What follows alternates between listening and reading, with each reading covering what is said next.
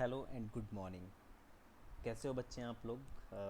मैं बहुत दूर से ही आप लोगों को रीच करने की कोशिश कर रहा हूँ और नमो गुरुकुल पब्लिक स्कूल के एंड से जो भी बच्चे इस वीडियो को देख रहे हैं, सबसे पहले तो उनका स्वागत है इस क्लास में।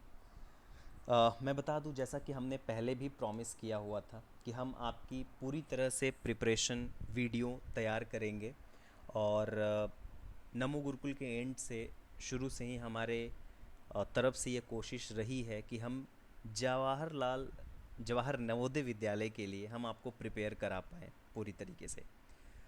प्रिपेयर कराने में जो भी हमारे एंड से आपको कंटेंट दिया जाएगा वो पूरी तरह से जेएनवी को डेडिकेटेड होगा, यानी कि उसके लिए जितने भी तरीके से हम आपको आपके टॉपिक्स की प्रिपरेशन करा पाएँ। इस एग्ज़ाम के बारे में हम ज़्यादा आपको बता नहीं सकते क्योंकि आज हम कंटेंट की क्लास क्रिएट कर रहे हैं। वैसे मैंने स्कूल में आपको ऑलरेडी बता दिया था, पिछली बार जब मैं आपके स्कूल विजिट किया था मैंने तो आपको पूरा कंटेंट बताया था कि किस तरह से जेएनवी में पेपर आता है और किस तरीके से कौन कौन से टॉपिक में पेपर आता है। क्योंकि हम लोग प्लान बहुत दिनों से कर रहे थे कि कुछ कंटेंट आप लोगों को किसी भी तरीके से आपको प्रोवाइड कराया जाए, और मेरे एंड से प्लानिंग थी, स्कूल के एंड से प्लानिंग यही हो रही थी कि आप लोगों को यूट्यूब के थ्रू ज़्यादा कंटेंट दिया जाए। बट क्योंकि टाइम कंस्ट्रेंट के कारण हम आपको पूरी तरह से चीज़ें नहीं बता पा रहे, नहीं पढ़ा पा रहे थे, इसलिए यूट्यूब पे हम अपलोड नहीं कर पाए इंडिपेंडेंस डे के वीडियोज़ के बाद। बट विद द टाइम हम यूट्यूब पे पूरी तरह से एक्टिव हो जाएंगे। थोड़ी सी चीज़ें हैं जो कि छोटी छोटी चीज़ें हैं जो हमें सही करना है, बस वो होते ही आपको सारा कंटेंट यूट्यूब पे भी मिलना शुरू हो जाएगा।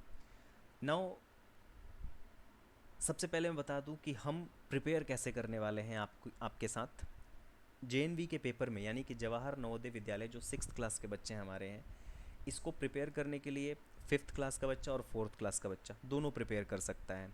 अगर मैं कहूँ तो 3rd क्लास वाला भी प्रिपेयर कर सकता है, क्योंकि प्रिपरेशन का जो तरीका है वो बस बदलता एक जगह जाके, वो है मैथमेटिक्स के टॉपिक पे। इंग्लिश और जो मेंटल एबिलिटी, यानी कि जिसे आप रीजनिंग बोलते हो अपने लैंग्वेज में, वो ऑलमोस्ट 3rd 4th 5th सब बच्चों को पढ़ना होता है। तो मैं उम्मीद करूँगा कि ये तीसरे क्लास के भी बच्चे अगर इस वीडियो को देखेंगे तो उन्हें कुछ ना कुछ ज़रूर लाभ होगा। अब ये ज़रूरी नहीं है कि अभी ही देख लें, वो कभी भी आप स्कूल के एंड से आप ये वीडियो ले सकते हो और इसे देख सकते हो। वीडियो मैं पहली बार क्रिएट कर रहा हूँ इस तरीके से, जहाँ में मैं अपना फेस नहीं दिखा रहा, केवल कंटेंट आपको दिख रहा होगा पूरे वीडियो में।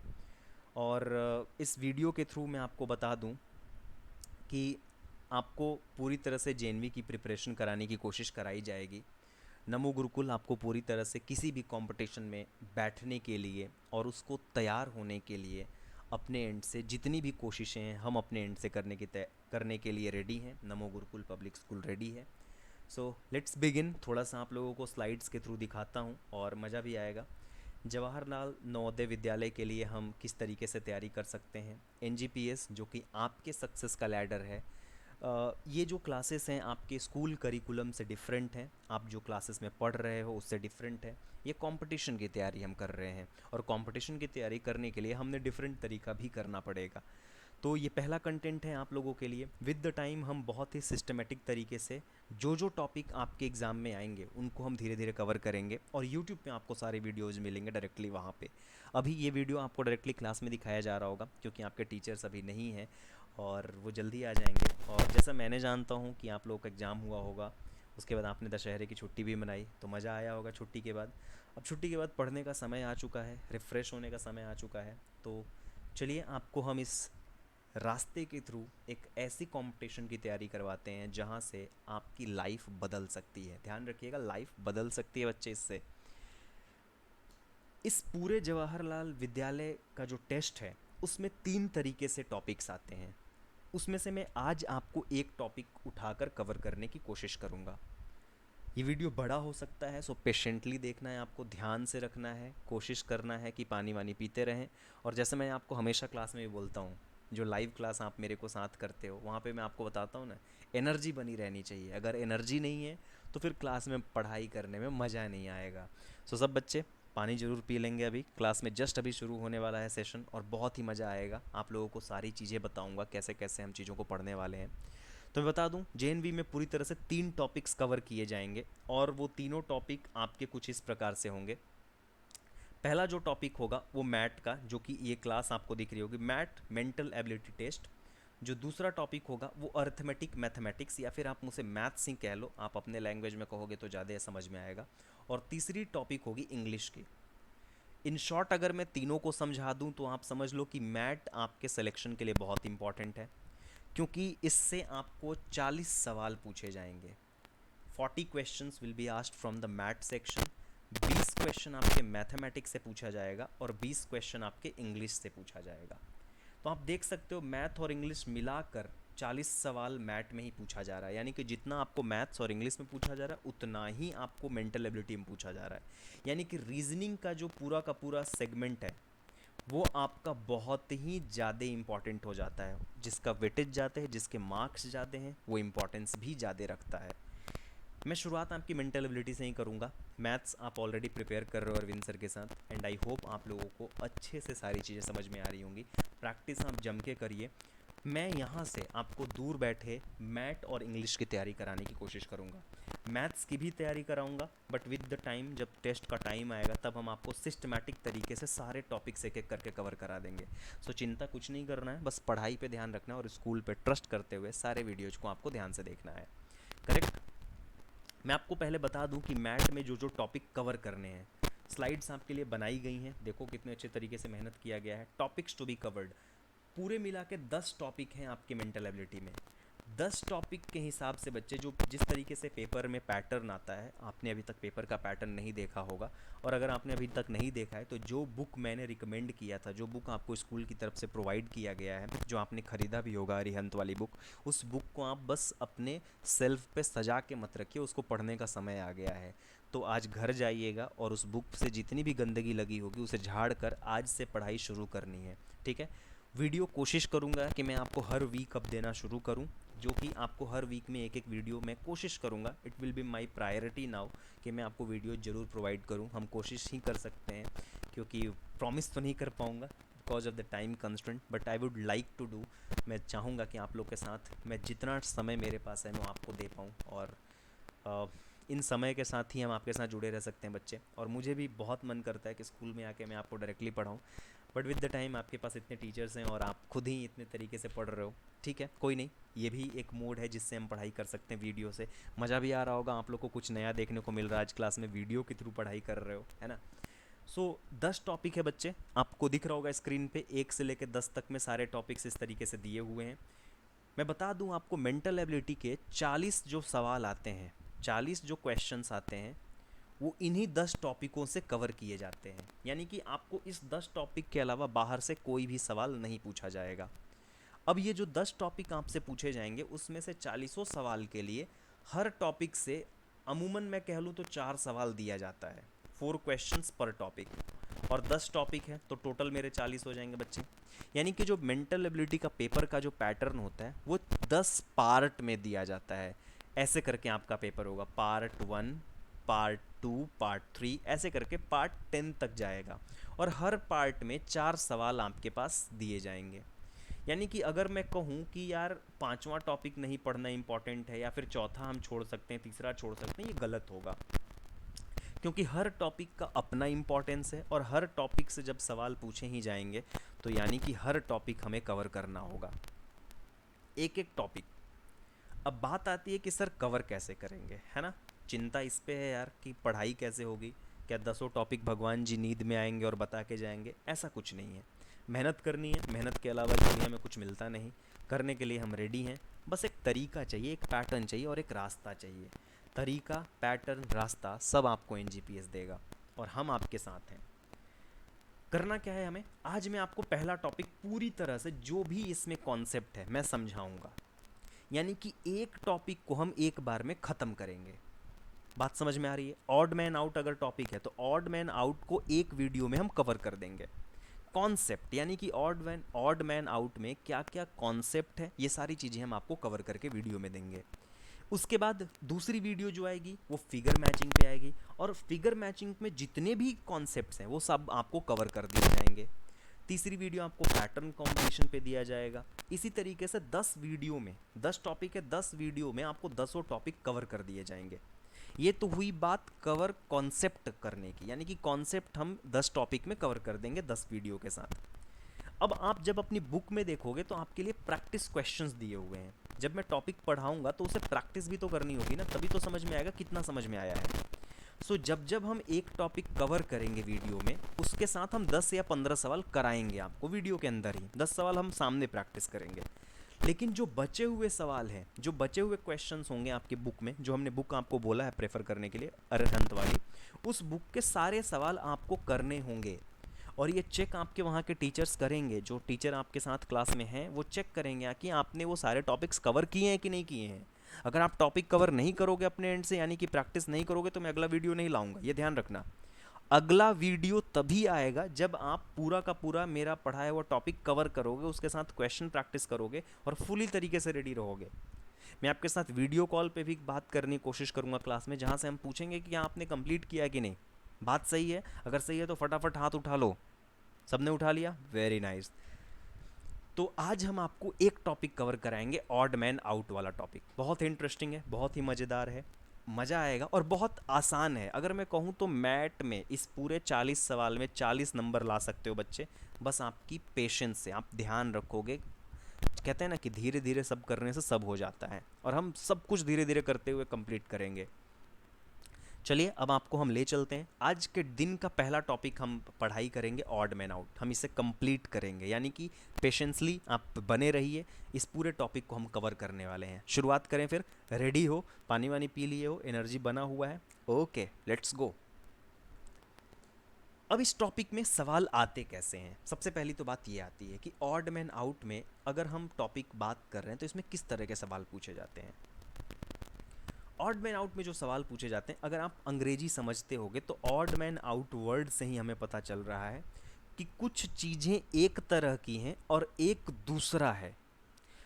अगर मैं आपकी तरह एग्जांपल दूं तो बच्चे, इसी क्लास में कई ऐसे बच्चे होंगे जो पढ़ने में बहुत सही होंगे, और कई ऐसे बच्चे होंगे जो पढ़ने में सही नहीं होंगे, लेकिन ऐसा नहीं है कि गधे होंगे। कभी भी लाइफ में अपने आप को गधा नहीं मानना है। सब पढ़ने में तेज हैं, ठीक है, लेकिन हो सकता है कोई 19-20 हो जाए, ठीक है ना। तो मान लो जैसे पहले बेंच पे जो आप 3 लोग बैठे हैं, अब ये जो 3 लोग बैठे हैं, हो सकता है इन 3 बच्चों में से किसी 2 बच्चे की क्वालिटी मैच कर रही है और एक बच्चा अलग है, ठीक है। बात समझ में आ रही है? जैसे मान लो कि हमने सबको, तीनों को घर भेज दिया और तीनों के घर से कुछ कुछ पैसे मिल गए उनको घर से, ठीक है। मान लो आज मम्मी से मांगे कि मम्मी मुझे पैसा दे दो, स्कूल में जाके समोसा खाना है ना। अब जिसके पास मम्मी ने 5-5, मान लो मम्मी ने एक को 5 रुपए दिए, दूसरे की मम्मी ने भी दूसरे को 5 रुपए दिए, लेकिन तीसरे की मम्मी ने सोचा समोसा ही खाना है ना, 2 रुपए में मिल जाएगा, तो उसको 2 रुपए दे दिया उन्होंने। अब अगर मैं कहूँ कि भाई 3 लोग थे, अगर मैं पैसे के ऊपर बात करूँ, मैं किसके ऊपर बात कर रहा हूँ बच्चे? पैसे के ऊपर, जो आपकी माताओं ने आपको दिया है। तो जिन बच्चों को 5-5 रुपए मिला है, यानी कि वो सेम कैटेगरी में आ गए। अगर हम बात करें कि 5-5 रुपए 2 बच्चों को मिला है तो वो सेम हो गए कि नहीं, लेकिन एक बच्चे को 2 रुपए मिला है, तो उसमें से ऑड वन आउट कौन हो गया? जिस बच्चे को 2 रुपए मिला है ना, वो अलग हो गया उन 5-5 रुपए वालों से। बस ऐसे ही कहानी इस पूरे चैप्टर में है। अब किस किस तरीके के सवाल आपको पूछे जाएंगे, बस इन्हीं सब चीज़ों पे हम ध्यान देने वाले हैं। पहला तरीका है बेस्ड ऑन फॉर्मेशन। अगर हम अंग्रेजी को हिंदी में करके समझाएं तो बहुत आसानी से आपको समझ में आएगा। बेस्ड ऑन फॉर्मेशन यानी कि फॉर्म जो आपको एग्जाम्पल में दिया हुआ है। हमने एक एग्जाम्पल भी टेकअप किया है जहां आप देख सकते हो 4 फोटो दी हुई है, 1 2 3 4, ये 4 फोटो दिख रही है। इन चारों फोटो में से हमको एक फोटो को अलग कर देना है। हमें ये पता करना है कि इन 4 में से 3 कौन से एक जैसे हैं और एक कौन सा अलग है इसमें से। अब ये अलग करने के कई तरीके हो सकते हैं बच्चे, क्वेश्चन को देख के हम अलग करने का तरीका बनाएंगे। ये पहला तरीका है फॉर्मेशन, यानी कि आपको हो सकता है, जैसे इस फिगर में आप देख सकते हो कि इसमें क्या है, 4 मैथमेटिकल डायग्राम है। ये मैथ्स का डायग्राम है ना, ये ट्रायंगल है, ये कुछ स्क्वायर जैसा है, ये सर्कल है, और ये क्या है? पेंटागन। पेंटागन है, 5 साइड्स का फिगर है तो इसे हम पेंटागन बोलते हैं। लेकिन इनमें से चार में से तीन एक जैसे हैं, एक अलग है। अब अगर देखा जाए डायरेक्टली तो हम बोल सकते हैं कि यार ये सब ना कुछ अलग तरीके से बनाए गए हैं और कोई एक अलग तरीके से बनाया गया होगा। देखिए क्या लिखा हुआ है, in this type out of 4 figures 3 figures are formed in same manner. जो मैं बार बार बात कर रहा हूँ, सेम मैनर मतलब एक तरीके से 3 बनाए गए होंगे। While 4th figure is a different, यानी कि 4 में से 3 एक तरीके का है, जो चौथा है वो डिफरेंट हो सकता है और वहीं उस चौथे वाले को खोजना है। सो फाइंड ऑड फिगर, आपको उस ऑड वन आउट को निकालना है, यानी कि जो उसमें चोर है ना उसको निकालना है एक तरह से। अब इसमें से हम देख सकते हैं तो यार इस फिगर को हम कैसे आंसर करेंगे कि इसमें से कौन सा अलग है। अब तो बोलोगे कि सर सब तो एक तरीके से बनाया गया है, आप अलग कैसे खोज लेते हो। देखो बच्चे, आप सारे फिगर्स को देखो ध्यान से। अगर आप ट्रायंगल देखोगे तो 3 डंडियों से बनाया गया ना, एक ऐसे फिर ऐसे फिर ऐसे। इसको कितनी लाइन, लाइन आप जानते हो क्या होता है ना, लाइन, ऐसी लाइन से हमने 3 लाइंस का यूज किया है और ये ट्रायंगल बना दिया। जो दूसरा फिगर है स्क्वायर, उसको मैंने बनाने के लिए कितना डंडी यूज किया, 1 2 3 4। इसको मैंने 4 लाइन से बनाया। ठीक है, कितनी लाइंस लगी बनाने में, 4। अब चौथे फिगर को देखो, ये आपका पहला वाला फिगर है, ये आपका दूसरा है। अब मैं चौथे पे जा रहा हूँ, तीसरे पे नहीं जा रहा हूँ। ठीक है, इसको बनाने के लिए देखो 1 2 3 4 और 5। क्या आपके पास 5 लाइंस चाहिए होंगी इसे बनाने के लिए? 5 लाइनों से ये फिगर बना है, करेक्ट। इसको कितना लगा, 5 लाइन लगा। ये आपका चौथा डायग्राम है। जो तीसरा है बच्चे, क्या हम सर्कल को किसी लाइन से बना रहे हैं क्या? ये सर्कल बनाने के लिए क्या मुझे किसी लाइन की जरूरत पड़ी है? नहीं, इसको बनाने के लिए कोई भी लाइन की जरूरत नहीं पड़ा, यानी कि नो लाइन। एक भी लाइन से ये मैंने डायग्राम नहीं बनाया। तो इसमें क्या हमने देखा सवाल में, ये देखा कि इसको बनाने के लिए भी लाइन की ज़रूरत है, इसको बनाने के लिए भी लाइन की ज़रूरत है, इसको बनाने के लिए भी लाइन की ज़रूरत है, लेकिन इस फिगर को बनाने के लिए कोई भी लाइन की ज़रूरत नहीं है। तो मैं क्या ये कह सकता हूँ कि ये जो पहला है, दूसरा है और चौथा है वो एक तरह का काम है, उसमें सबको लाइन से ही बनाया गया है, और केवल तीसरा फिगर ऐसा है जो मेरा लाइन से नहीं बनाया गया है। तो मैं कह सकता हूं कि जो मेरा थर्ड ऑप्शन है, तीसरा जो ऑप्शन है, यानी कि अगर आपको ऐसा दे दिया option A 1, option B 2, option C 3 and option D 4, तो हम कौन सा ऑप्शन मारेंगे बच्चे? क्या C मार देंगे? क्यों मारेंगे? क्योंकि 3 फिगर्स को लाइन से बनाया गया है और चौथे को कैसे बनाया गया है, सर्कल से बनाया गया है। बात समझ में आई होगी। अगर नहीं आई होगी तो एक बार फिर से समझने की कोशिश करना, बहुत आसान है। तो इसमें आपने क्या देखा कि फिगर्स को लाइन के बेसिस पे हमें अलग किया गया है। चलें अगले पेज पे। समझ में आ गया अच्छे से? आप वीडियो को पॉज करके अच्छे से देख सकते हो और सवालों को खुद से भी अटेम्प्ट कर सकते हो। चलो चलते हैं अब दूसरे टाइप पे। ये अब आज का दूसरा टाइप है। अब इसमें क्या कहानी है यार, based on number of side. हो सकता है कि यार हर डायग्राम में तो ऐसा ही नहीं होगा ना कि लाइन वाले पे ही दिया गया हो, सवाल अलग भी आ सकता है। तो ये दूसरा तरीका है, दूसरे तरीके का सवाल है। अब देखिए इसमें क्या है, आप 4 डायग्राम देख रहे होंगे, ये चारों लाइन से ही बनाया गया है। ऐसा कोई भी ऑप्शन नहीं है जिसमें लाइन यूज नहीं हुआ। आप पहला भी देखो, ये भी लाइन से ऐसे ऐसे करके 6 लाइनों से बनाया गया हेक्सागन है। आप इसको भी देखोगे, 1 2 3 4 5 6 7 लाइन से बनाया गया है। ये 1 2 3 4 5, ये 5 6 लाइन से बनाया गया है। 1 2 3 4 5 6, ये भी 6 लाइन से बनाया गया है। तो मैं कह सकता हूँ कि इसमें लाइन तो डिफरेंस क्रिएट नहीं कर रहा है, इसमें लाइन तो डिफरेंस क्रिएट नहीं कर रहा है बच्चे, यानी कि कुछ और डिफरेंशिएट कर रहा होगा। अब हमें वो देखना है कि क्या डिफरेंशिएट कर रहा है इसमें। अब इसमें क्या है, आप देखो, लाइन से तो सब बनाए गए हैं, लेकिन कितनी लाइंस यूज की गई हैं बनाने के लिए? आप देखो जरा, कितने लाइंस यूज किए गए हैं, 1 2 3 4 5 6। तो ये जो पहला है उसको 6 लाइंस यूज करके बनाई गई हैं। कितनी लाइंस यूज करके बनाई है बच्चे? 6 लाइंस के हेल्प से बनाया गया है। दूसरा फिगर देखो, दूसरा कितने लाइन से बनाया गया है, 1 2 3 4 5 6 7। दूसरा वाला 7 लाइन से बनाया गया है, यानी कि 7 ठो डंडा खींच के बनाया है ये दूसरा वाला फिगर।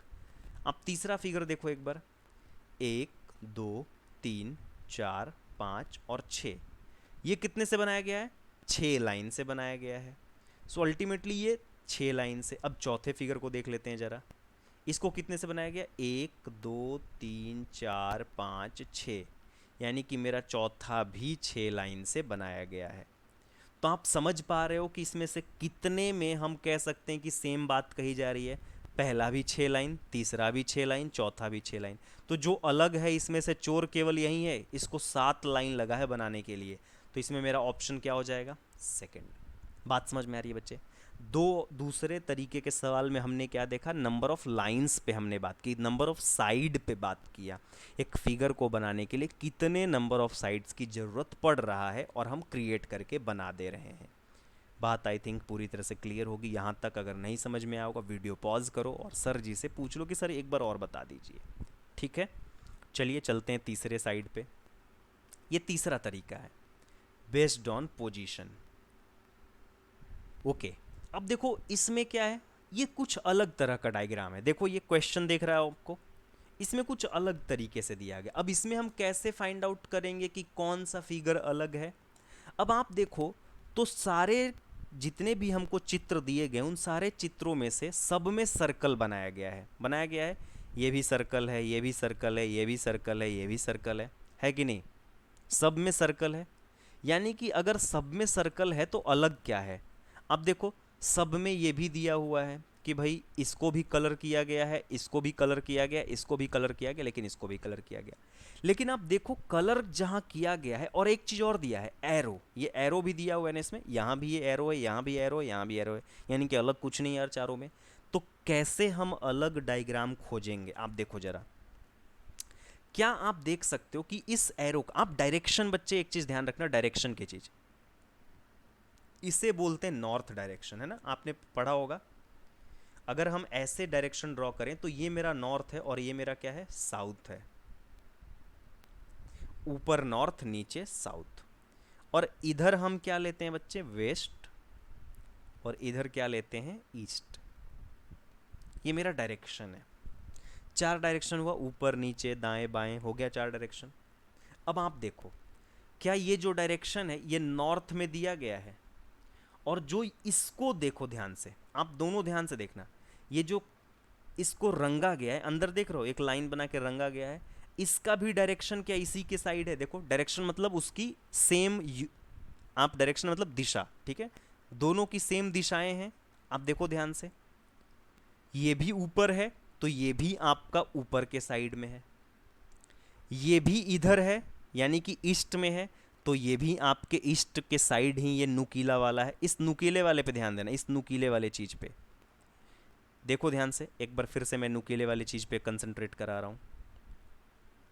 ये देख रहे हो, ये नुकीला किधर है? ऊपर ही पॉइंट हो रहा है कि नहीं? ये नुकीला वाला पॉइंट किधर है? इधर भी, इधर ही पॉइंट हो रहा है कि नहीं हो रहा है? हो रहा है। अब इसमें देखो, इसका जो डायरेक्शन है वो इधर है, किधर है? नॉर्थ के साइड। लेकिन ये नुकीला वाला किधर पॉइंट कर रहा है? इधर कर रहा है। पहले फिगर में दोनों सेम था, सेकंड में भी इधर था और ये भी इधर था, लेकिन थर्ड में आप देखो एरो आपका इस साइड है और नुकीला वाला इस साइड है। देखो ध्यान से, मैं एक बार मिटा रहा हूं फिर से इसे, दिख रहा है? देखो एक बार फिर से, ये एरो किधर है? नॉर्थ में है, लेकिन इसका जो नुकीला वाला पॉइंट है वो किधर है? साउथ में है। तो यहां पे डायरेक्शन क्या हो गया? ऑपोजिट डायरेक्शन हो गया इन दोनों का। यहां पे दोनों का डायरेक्शन सेम था, यहां का भी दोनों का डायरेक्शन सेम था। इधर देखो, इसका एरो वेस्ट में है, इसका नुकीले वाले पॉइंट का भी एरो किधर है? वेस्ट में है, यानी कि इसका भी डायरेक्शन क्या है? सेम है। वही पोजीशन, डायरेक्शन की बात की गई है इस सवाल में। तो 3 ऑप्शन में सेम सेम सेम, कौन से ऑप्शन में अपोजिट? केवल थर्ड। तो मेरा आंसर कौन सा हो जाएगा बच्चे? क्या आंसर नंबर 3 हो जाएगा बालक? समझ में आ रहा है पूरी तरीके से? आई होप आप लोगों को समझ में आ रहा होगा, और अगर आज समझ में आ रहा है तो तालियां खूब बजाना यार, बहुत मेहनत करके वीडियो बना रहा हूँ। दूसरी चीज़, आप हम अपने व्हाट्सएप ग्रुप में, जो हमारे स्कूल के व्हाट्सएप ग्रुप बने हुए हैं, उसमें भी आप मेरे से पूछ सकते हो जो भी आपको डाउट होगा कि सर आपने ये वाला स्लाइड में जो पढ़ाया था वो कैसे बताया था। आप इन स्लाइड्स के स्क्रीनशॉट सर लोगों से पूछ सकते हो कि कैसे हम इस स्लाइड पे पूछ सकते हैं। आप मेरे से डायरेक्ट सवाल पूछ सकते हो व्हाट्सएप के थ्रू, या फिर हम अगला एक वीडियो कर लेंगे जहाँ पे हम आपके साथ डायरेक्ट रूबरू होने की कोशिश करेंगे। ये ऑल डिपेंड करता है कि नेटवर्क कैसा रहेगा, उसके हिसाब से। समझ में आ गया? 3 तरीके के सवाल आपको दिख गए। एक पहला जो तरीका था उसमें आपको देखना था कि भाई कौन से फिगर को लाइन से बनाया गया है और कौन से फिगर को बिना लाइन के बना दिया गया है। दूसरे वाले में देखा सब लाइन से बनाए गए थे, लेकिन जिसमें किसी में 6 लाइन से बनाई गई है, कोई 7 लाइन से बनाई गई है, तो हमने अलग कर दिया उसमें से। आपने तीसरा तरीका क्या देखा बच्चे, कि डायरेक्शन, हम नॉर्थ साउथ ईस्ट वेस्ट में हमने देखा, जो भी गिवन था उसके हिसाब से हमने काम किया और उससे खोज लिया। तीनों तक में कोई डाउट नहीं होना चाहिए। नहीं है तो एक बार पॉज करके पानी पी लो और थोड़ा सा लंबी सांस लेके आगे बढ़ जाते हैं। यह है चौथा तरीका, based on relation of two elements. अगर आप इसे ध्यान से देखोगे बच्चे, इन this type all the 4 figures contain 2 elements. Elements in each figure are related to one another in a certain way. In different figures, elements are differently related to each other. ठीक है, 2 element. अब ध्यान देखो, अब इसमें आप देखोगे direction में तो क्या अलग है, इस चौथे एग्जाम्पल में किस तरीके से क्वेश्चन को अलग किया जाएगा, हम कैसे आंसर क्लिक करेंगे। ठीक है, ये सवाल थोड़ा डिफिकल्ट हो जाएगा बच्चे अगर ध्यान से नहीं देखा जाएगा तो, क्योंकि ऐसे सवाल हमें समझ में नहीं आते हैं। अगर आप देखो तो एक चित्र के अंदर दूसरा है, ये बाहर वाला है, ये अंदर वाला है, इसके अंदर भी बाहर, इसके भी अंदर, ये भी, ये भी, ये भी, ये भी, तो फिर अलग तो कुछ नहीं है इसमें। अगर मैं देखूं तो सब में सेम बातें की गई हैं, एक के अंदर एक डायग्राम बनाया गया है, तो इसमें हम खोजेंगे कैसे कि क्या अलग कर रहा है। आप फिर से देखो, डायग्राम को देखोगे तो लाइनों से डायग्राम बनाया गया है। आप पहले डायग्राम को देखो, आउटर में कितने लाइन से बच्चे, 1 2 3 4 5 6 7, 7 लाइन से बाहर वाले डायग्राम को बनाया गया है। और उसके अंदर जो डायग्राम है उसे कितना लाइन लगा है, 1 2 3 4। अंदर वाले को कितने लाइन से बनाया गया बच्चे, 4 लाइन से। हम लाइन काउंट कर रहे हैं क्योंकि और कुछ नहीं दिख रहा मुझे। चलो सेकंड ऑप्शन पे ध्यान देते हैं। बाहर वाले को देखें पहले, 1 2 3 4, 4 लाइन से आपके बाहर वाले डायग्राम को बनाया गया है। अंदर वाला 1 2 3, 3 लाइन से आपके अंदर वाले डायग्राम को बनाया गया है। तीसरा ऑप्शन देखते हैं, 1 2 3 4 5, सब में मैं सेम काम कर रहा हूँ बच्चे।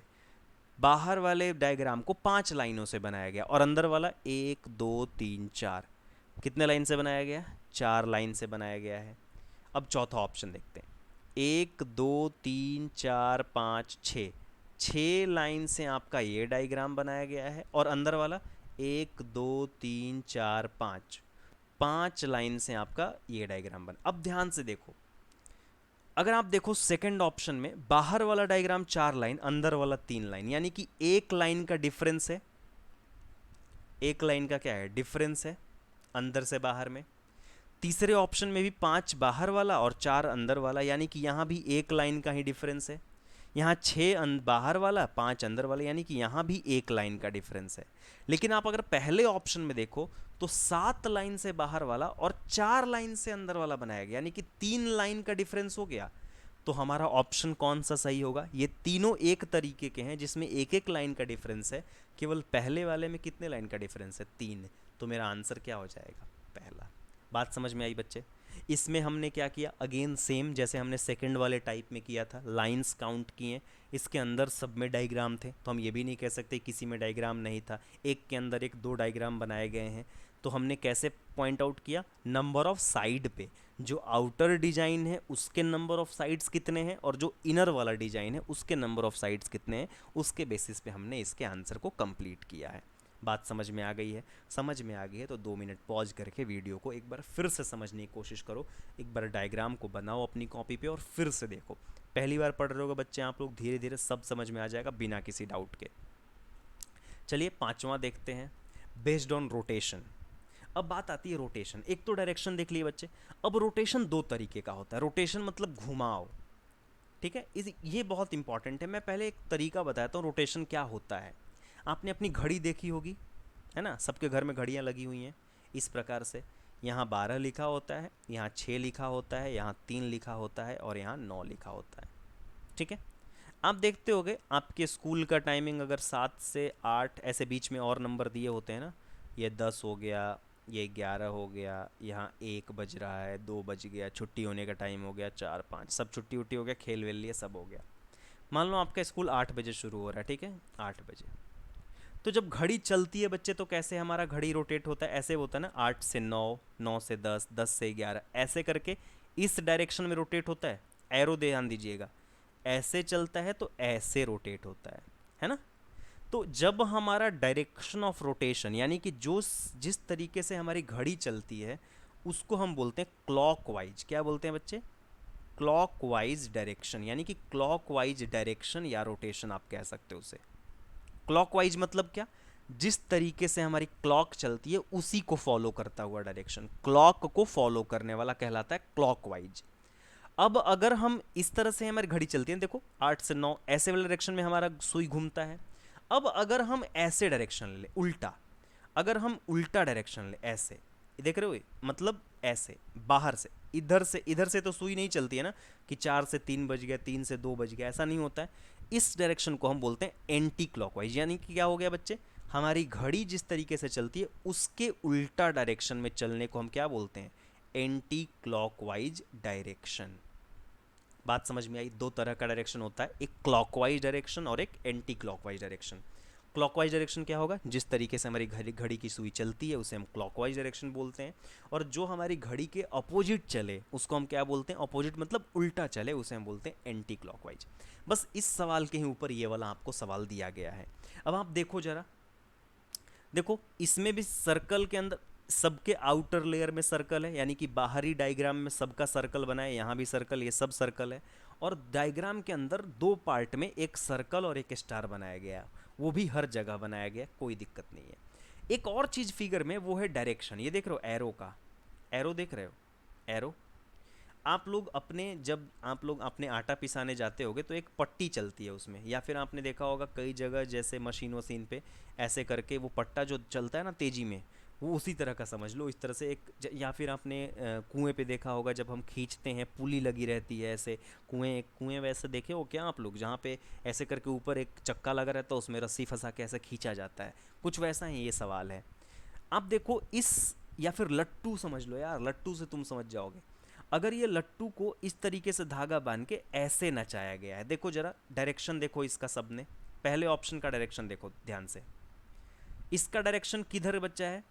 यानी कि एक लट्टू को कैसे नचाया गया? ऐसे, ऐसे नचाया गया ना। पहले वाला को देखो, ऐसे नचाया गया, यानी कि एक क्लॉकवाइज है बच्चे, देखो सॉरी एंटी क्लॉकवाइज है, एंटी क्लॉकवाइज। देखो इसका डायरेक्शन कैसे है? ऐसे घूम रहा है, ये ऐसे घूम रहा है ना, ये वाला डायग्राम ऐसे। तो ये क्या है? Anti clockwise. ऐसा है, मेरा घड़ी का सुई ऐसे तो नहीं घूमता है, तो ये एंटी क्लॉकवाइज है। तो पहला मैं क्या कह सकता हूँ? Anti clockwise. मैं यहाँ ACW लिख रहा हूँ। एंटी क्लॉकवाइज को हम क्या लिखेंगे? ACW, और इसे मैं CW लिखेंगे। क्लास वर्क मत समझ लेना, क्लॉकवाइज होता है CW मतलब, ठीक है। दूसरा देखो, दूसरे का डायरेक्शन कैसा है बच्चे? अगर हम ऐसे चलें तो ये इधर घूम रहा है ऐसे, देखो इसको भी देखो घूम कैसे रहा, ऐसे घूम रहा है ना ऐसे। तो ये मेरा डायरेक्शन कैसा है? ये मेरा डायरेक्शन कैसा है बच्चे? क्या ये भी एंटी क्लॉकवाइज है? देखो ध्यान से, आप डायरेक्शन ध्यान से देखो। अगर हम बीच में शुरू करें तो ये इधर घूम रहा है, तो मेरा एंटी क्लॉकवाइज है। अब इसको देखो, फिर से बीच से शुरू करते हैं और फिर से ये भी एंटी क्लॉकवाइज, ये भी है।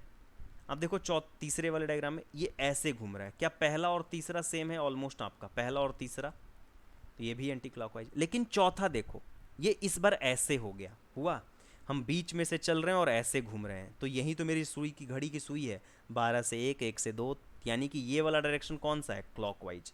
ये सवाल आपके डायरेक्शन पे दिया गया है।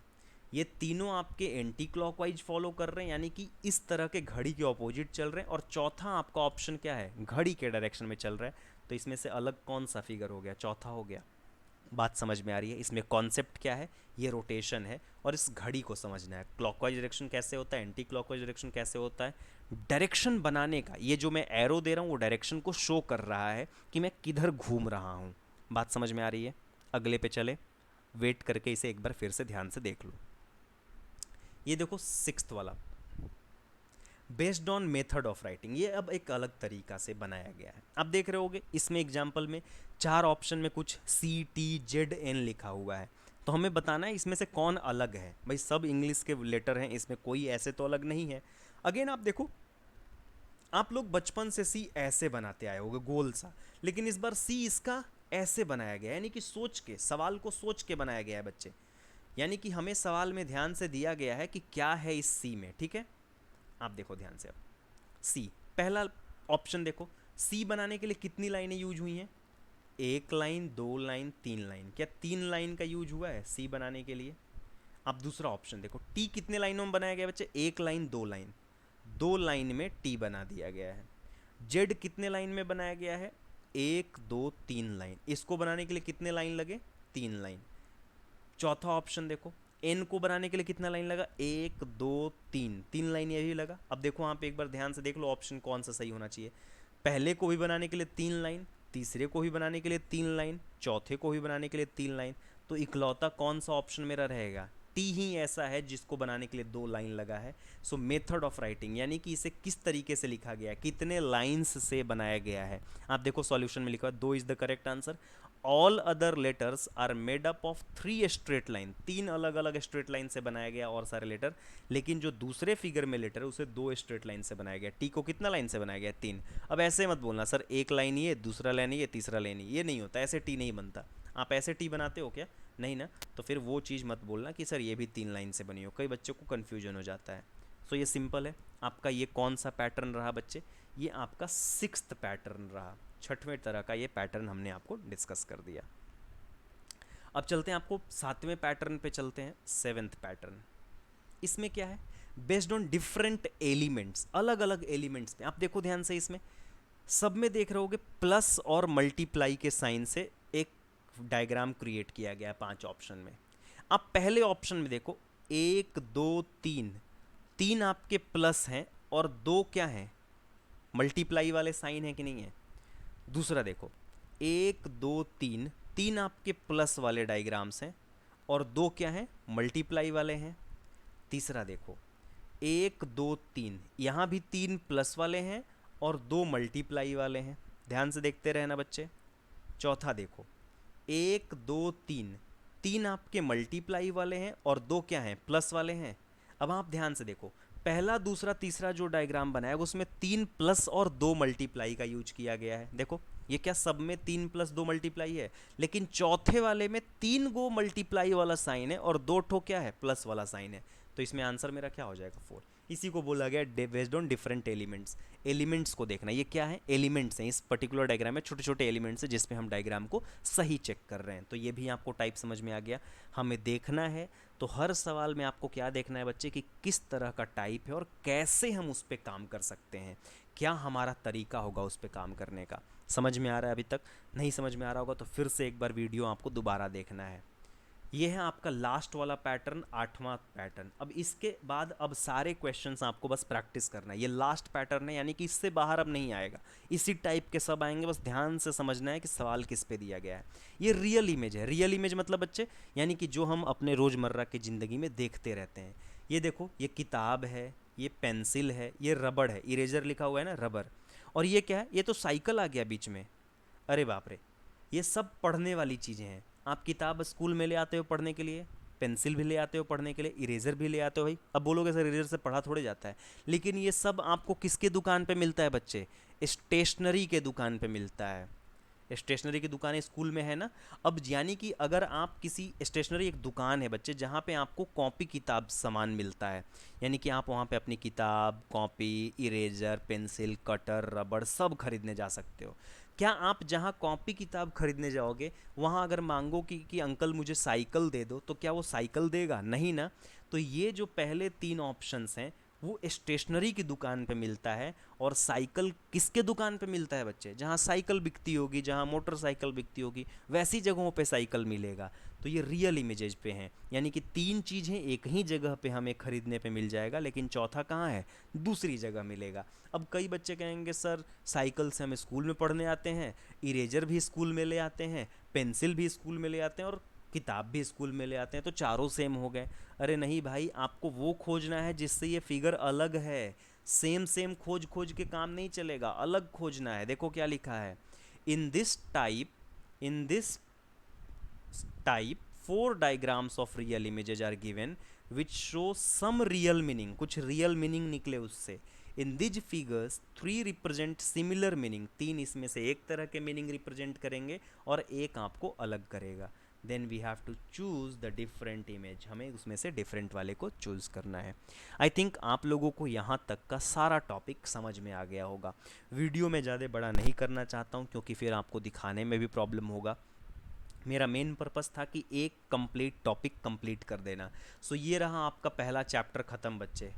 क्या मज़ा आया आपको? अगर पहला चैप्टर ऑड वन आउट अगर समझ में आ गया है तो आपके पास जो अरिहंत वाली किताब है उसमें अगर आप देखोगे पूरा मिला के, तो आप देखोगे पूरा जो क्वेश्चन है जिसमें आप अरिहंत में अगर आप जाओगे तो एंट्रेंस कॉर्नर करके एक चीज़ लिखा होगा। आप अपने पेज पे देखना, पेज नंबर अगर मैं बता दूं तो पेज नंबर 5 पे है ये एंट्रेंस कॉर्नर। पेज नंबर 5 जाओ अपने किताब के मेंटल एबिलिटी वाले पे, ठीक है, मेंटल एबिलिटी वाले के पेज नंबर 5 पे आप देखो क्वेश्चंस आपको एक साथ दिए हुए हैं और पूरा मिला के इसमें 46 क्वेश्चन दिए हैं, 46 प्रॉब्लम है आपको दिए गए प्रैक्टिस करने के लिए, ठीक है, 46 प्रॉब्लम प्रैक्टिस के लिए दिए गए। और ध्यान रखिए ये सारे प्रॉब्लम प्रीवियस ईयर क्वेश्चंस हैं, यानी कि पहले ये सवाल आ चुके हैं एग्जाम में।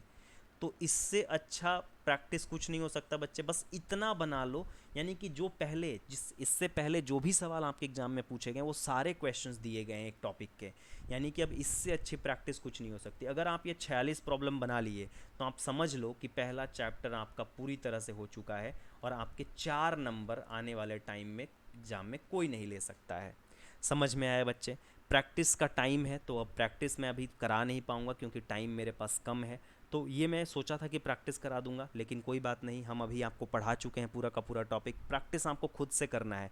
46 के 46 प्रॉब्लम सारे बच्चों को करना है। किताब खरीद लीजिए और स्कूल में आपका ये चेक होगा, यानी कि हम अगली बार चेक करेंगे कि क्या आपने 46 के 46 प्रॉब्लम 3 दिनों में करना है। 3 डेज में आपको 46 प्रॉब्लम कंप्लीट करना है बच्चे।